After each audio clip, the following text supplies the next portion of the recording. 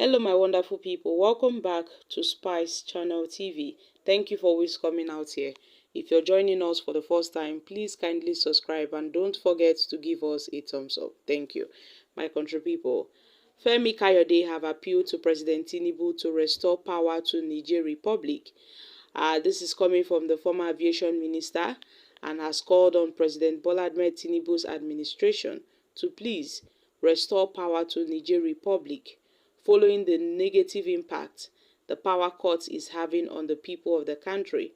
Now, the crisis in Niger Republic began on July 26th, when a faction of the country's military tripled the democratically elected government of President Mohamed Bazoum. And the coup was swiftly condemned by the Economic Community of West African States, the ECOWAS, and other countries. And now these ECOWAS, they imposed sanctions on the new regime and called for the restoration of a constitutional order. Meanwhile, we know that the Niger Republic depends on Nigeria for 70% of its electricity supply generated from the Kanji Dam. Now, Nigeria also cuts the power supply to its neighbor, insisting that the military junta should reinstate Bazoum as the president. And now Fani Kayode lamented and has reported deaths of innocent babies and other, humanitarian issues resulting from the power cut. And yes, he said, does killing the Nigerian babies bring glory to our name? According to Fani Kayode, he heard from a friend who was once Nigeria's ambassador to a European country that about 40 babies die daily in this Christ-ridden country because hospitals are unable to power their incubators and other life support equipment. So he has called on President TINUBU, who is the chairman of the ECOWAS, to please reverse the policy and restore electricity to Niger Republic. According to intelligence reports, this is his friend, a very respected friend of his, who is an ambassador to a European country, told him that 40 babies are dying each day in Niger Republic as a result of cutting off their electricity supplies. And according to him, these babies die in hospitals and incubators across the country as a result of the fact that there is no electricity supply and there is no fuel to power their generators. And yes, it was confirmed by one Dr. Abdul Dajibu, a Nigerian medical practitioner, and according to a source in Niger Republic, Dr. Abdul Dajibu, there had been reports from the Daso Regional Hospital, about the recent spike in infant mortality. According to him, over 40 babies die daily in Niger since the Nigerian government cut off power supply to Niger and also closed its boundaries.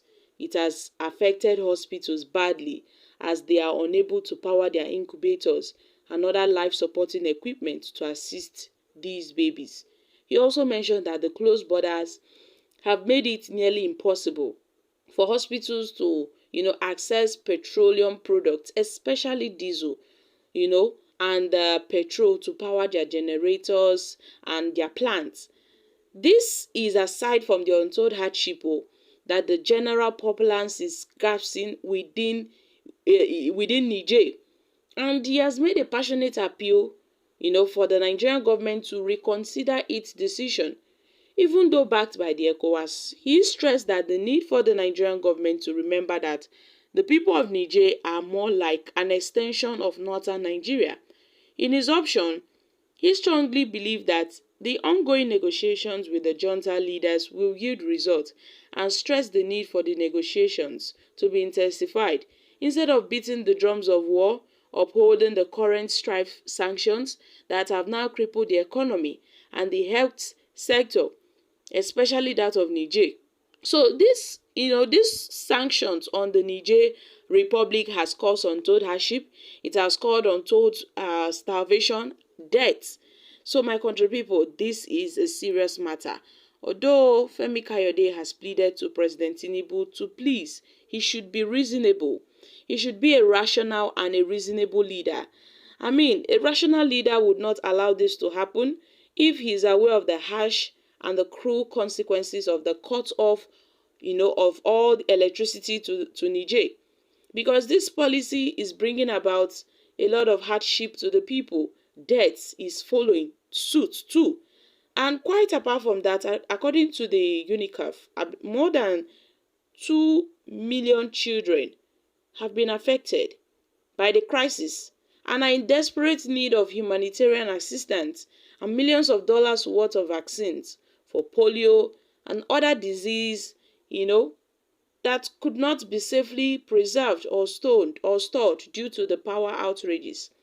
So how can a nation, inflict such damage and unleash such wickedness and misfortune on innocent people who live just across the border from us, who are essentially our people too? This is unacceptable, and especially so given the fact that we are not at war with Niger. They are our people. We regard them as brothers. So this begs the question that, is this the way to treat our African neighbors and brothers, even whilst we lay claim to seeking and, preferring a democratic solution to the crisis? No.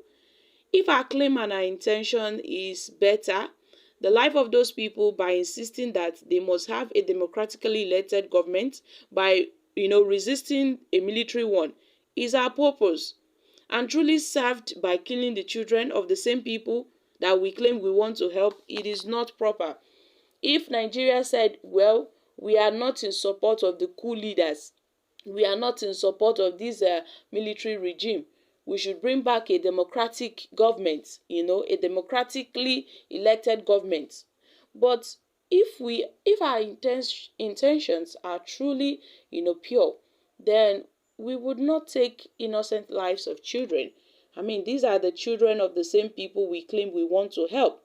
So TINUBU should be a reasonable leader. TINUBU should be a reasonable president and should look into this, because lives are being wasted on a daily basis. Imagine 40 innocent children, all as a result of the, cut off power supply to Niger Republic. Well, my country people, this is it. This military coup d'etat, has really affected, the Nigerians, and the ECOWAS are making things really difficult for them, including Tinubu's government, by imposing sanctions on them. So my country people, this is it. Fani Kayode has made his own appeal, to President Bola Ahmed Tinubu. So guys, what are your thoughts on this? I'm dropping here. Kindly share your thoughts on this in the comment section. Thank you. Bye for now.